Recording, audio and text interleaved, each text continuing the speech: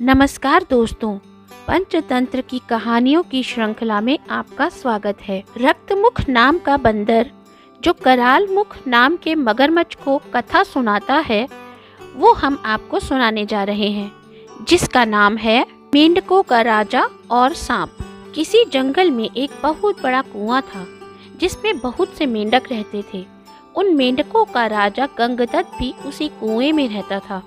वह बड़ा ही घमंडी और झगड़ालू स्वभाव का था। आए दिन किसी न किसी से झगड़ता रहता था। इसीलिए उसके घर वाले और रिश्तेदार वालों ने उसे छोड़ दिया। इस बात से परेशान होकर उसने उन सब से बदला लेने की सोची, मगर वह अकेला रहने के कारण उनको मार नहीं सकता था। इस तरह से हर दिन कुछ न कुछ योजना बनाता रहता था, मगर उसकी कोई भी योजना काम नहीं आती थी। एक दिन वह मेंढक उस कुएं में लटकी हुई एक पेड़ के तने से बाहर निकला और वह बगल वाले कुएं के पास गया। उसने फुदकते हुए एक मेंढक को देखा और कहा, मित्र, क्या तुम मेरी मदद करोगे? मेरे परिवार और रिश्तेदार वाले मुझसे बहुत ईर्ष्या और घृणा करते हैं, इसीलिए उनको मारना है। वह मेंढक गंगदत्त को भली भांति जानता था। उसकी बातों को अनसुना करके वह कुएं में चला गया। अब वह घमंडी मेंढक गुस्से में और आग बबूला हो गया। उसके बाद घूमते हुए उसने एक सांप को अपने बिल में जाते हुए देखा और उसके पास जाकर कहने लगा, क्या तुम मेरी मदद करोगे? सांप बोला, अरे मेंढक, तुम जानते हो हम दोनों स्वाभाविक रूप से दुश्मन हैं, फिर भी तुम मेरे पास मदद के लिए आए हो। अगर खा गया मैं तुमको तो।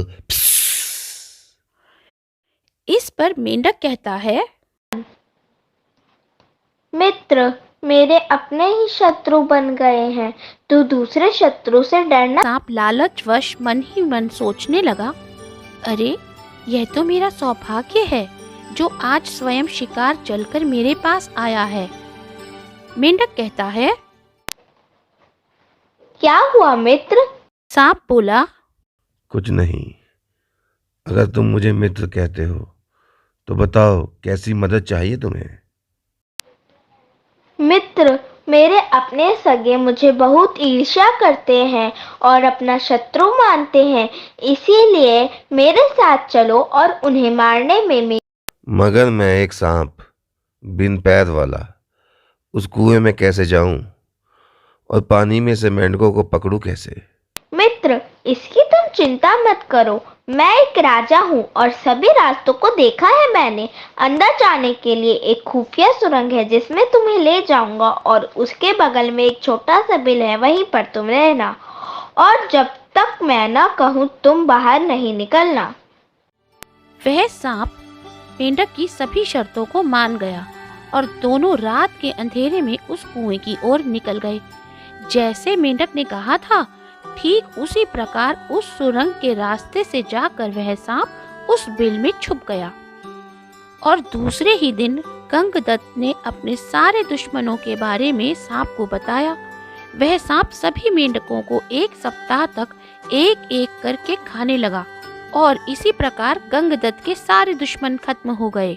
मित्र, और मेंढक लाओ, मुझे अब रोज मेंढक खाने की आदत हो गई है। मुझे मेंढक नहीं मिला तो मुझे नींद नहीं आती है। गंगदत्त घबरा गया और बोला, अरे मैंने ये क्या कर दिया? मुसीबत अपने ही घर बुला ले लिया। वह सांप दोबारा चिल्लाने लगा और बोला, अरे गंगदत्त, मैं भूखा हूँ, सारे मेंढक खत्म हो गए। तू मुझे यहाँ लाया है, इसलिए मुझे कुछ खाना दे। मित्र, मेरे सभी शत्रु समाप्त हो गए हैं, इसीलिए इस कुएं के अन्य मेंढकों को रोज एक एक करके भेज। उसके बाद वह मेंढक अपने कुएं के अन्य मेंढकों को बहला फुसलाकर एक एक करके रोज उसके सामने ले आता और वह सांप मेंढकों को चाव से खाता और डकार लेता। कुछ दिन बाद सारे मेंढक समाप्त हो गए, सिवाय गंगदत्त और उसकी पत्नी के। दूसरे दिन वह सांप गंगदत्त से और मेंढकों की मांग करता है। तब गंगदत्त उसे कहता है कि मेरे रहते तुम्हें चिंता करने की कोई आवश्यकता नहीं है। तुम मुझे एक बार इस कुएं से बाहर जाने दो, मैं दूसरे कुएं से जाकर अपने और दोस्तों को यहाँ ले आऊंगा, तब तुम उन्हें खा लेना। तुम तो मेरे अच्छे मित्र हो। इस पर वह सांप उसे कुएं से बाहर निकाल देता है। बहुत देर तक गंगदत्त के वहाँ ना आने पर वह सांप एक छिपकली से कहता है कि तुम मेरी मदद करो और गंगदत्त को जाकर यहाँ बुलाकर लाओ। वह छिपकली सांप का यह संदेश गंगदत्त तक पहुँचाती है कि वह सांप उसकी बाट जोह रहा है, इसीलिए जल्दी चलो, वह तुम्हारा नुकसान नहीं करेगा। यह सुनकर गंगदत्त बोला, भूखा आदमी कौन सा पाप नहीं करता, कमजोर आदमी निर्दयी हो जाते हैं। हे भद्रे, तू उस सांप से जाकर कह, गंगदत्त फिर उस कुएं में नहीं आएगा। गंगदत्त का यह संदेश लेकर छिपकली वहाँ से चली जाती है। तो दोस्तों, इस कहानी से हमें यह शिक्षा मिलती है कि हमें कितना भी अपनों से बैर हो, उनसे बदला लेने के लिए शत्रु का सहारा नहीं लेना चाहिए, क्योंकि ऐसे शत्रु सामने वाले को ना ही भाई मानते हैं और ना ही सखा।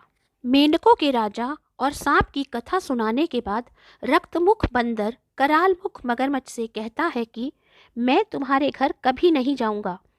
यह सुनकर मगर बोला, यह ठीक नहीं है, मेरे घर चलकर तुम मेरी कृतघ्नता के दोष को दूर करो, नहीं तो मैं तेरे ऊपर अपने प्राण दे दूंगा।